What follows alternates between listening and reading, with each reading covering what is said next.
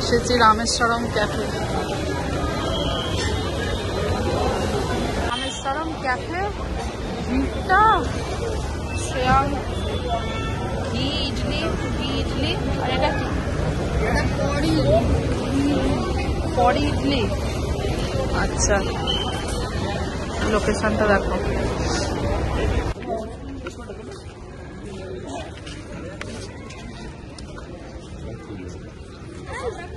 Good morning বন্ধুরা, সবাই কেমন আছো? আবার একটা ব্লগ নিয়ে চলে এসেছি সকালবেলা। এখন বাজে 11টা, যদিও অনেক দেরিতে আজকে ঘুম থেকে উঠেছি। শ্রেয়াঙ্কের পাপার ছুটি ছিল আজকে অফিসে, তো এখন যাচ্ছি ব্রেকফাস্ট করতে।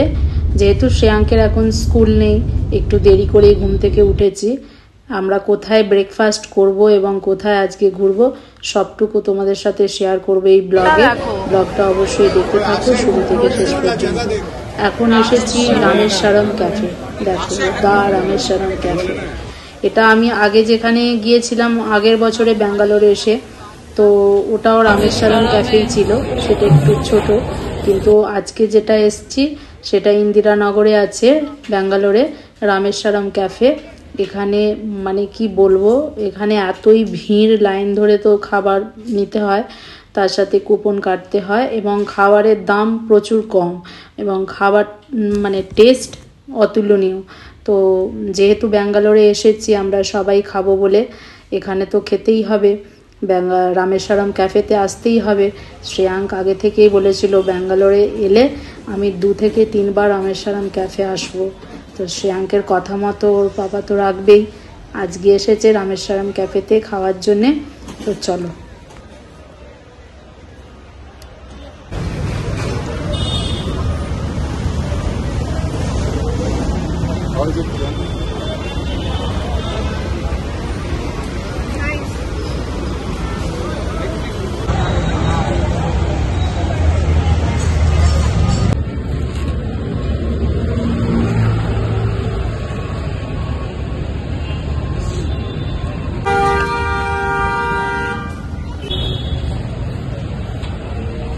কেমন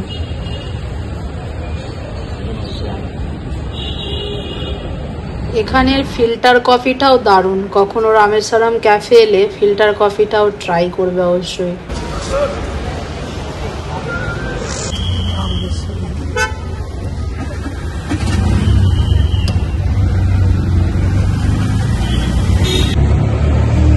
কেমন খেলি শ্রেয়াঙ্ক?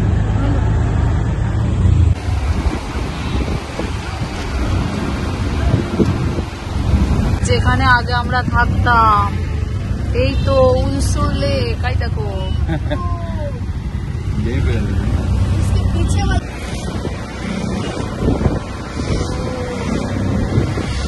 উনসুর লেকের দিকেই তো আমরা আগে থাকতাম।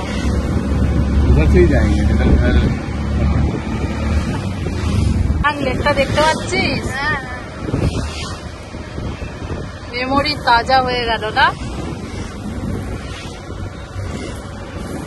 এখানেই চিকেন খেত, আবার আমরা যেদিকে থাকতাম সেই দিকেই যাচ্ছি। আমার এই জায়গাটাই ভালো লাগতো, ভালো লাগে না? এই যে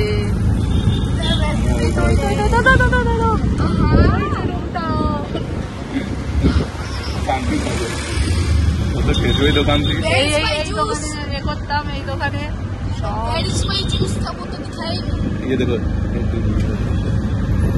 এদিক দিয়ে যেতে যেতাম। मेरा ऑफिस यहाँ पे দেখতে ভালো লাগতো না?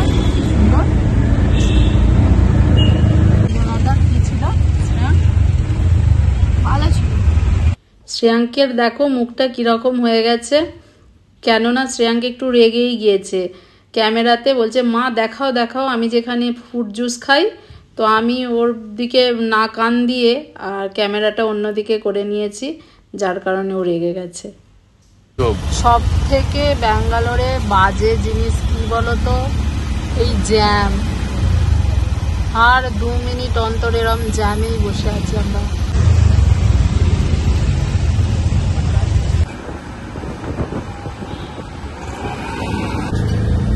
মন্দিরে খাওয়া দাওয়া হচ্ছে।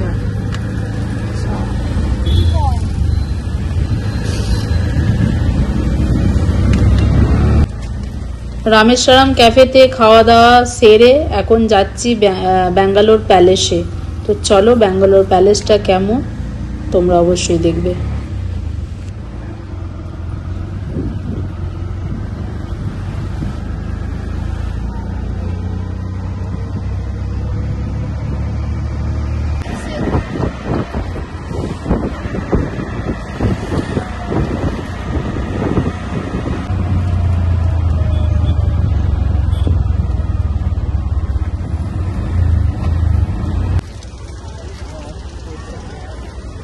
টিকিট কাটতে হবে এখানে। প্রত্যেকের টিকিট 270 টাকা করে। শ্রেয়াঙ্কেরও লেগেছে টিকিট, 10 বছরের উপরে হলেই টিকিট লাগছে। শ্রেয়াঙ্ক যেহেতু 11 বছর, তো টিকিট লাগলো। আর এখানে ফটো তোলা নিষেধ আছে, যার কারণে আমি কোনো ভিডিও বানাতে পারিনি। বাইরে ভিডিও তুলতে পারো, ফটো তুলতে পারো, কোনো অসুবিধে নেই, কিন্তু ভিতরে ভিডিও তোলা নিষেধ ছিল, যার কারণে জাস্ট একটু ক্লিপ তুলে ধরেছিলাম।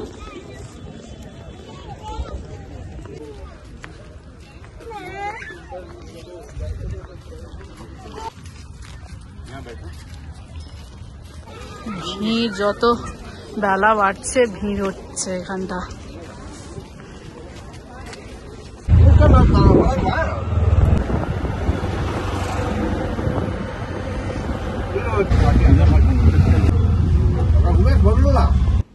কেউ যদি ব্যাঙ্গালোরে এসে ব্যাঙ্গালোর প্যালেসে না আসো তাহলে বৃথা।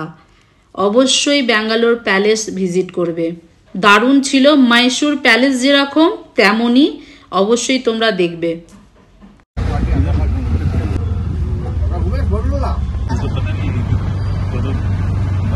এত সুন্দর আজকে ব্যাঙ্গালোরের ওয়েদারটা, কি বলবো, পুরো একদম আকাশটা পুরো অন্ধকার আছে, বৃষ্টিও পড়ছে না এখন। চলো বন্ধুরা, তাহলে আজকের এই ব্লগটা এখানেই শেষ করছি। ব্লগটা যদি ভালো লেগে থাকে অবশ্যই একটা লাইক, শেয়ার, কমেন্ট, সাবস্ক্রাইব করতে ভুলবে না। Tata, bye bye. সবাই ভালো থাকবে, সুস্থ থাকবে, সাবধানে থাকবে।